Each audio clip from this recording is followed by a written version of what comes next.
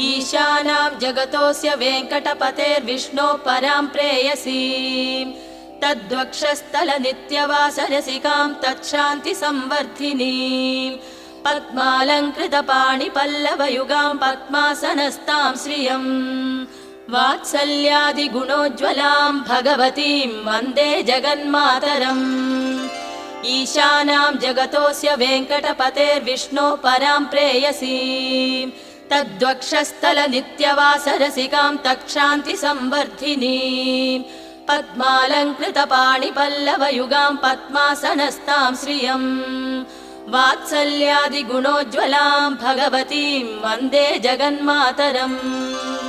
श्रीमन्कृपाजलनिधे कृत सर्वलोक सर्वज्ञ शक्तनतवत्सल सर्वशेषिन्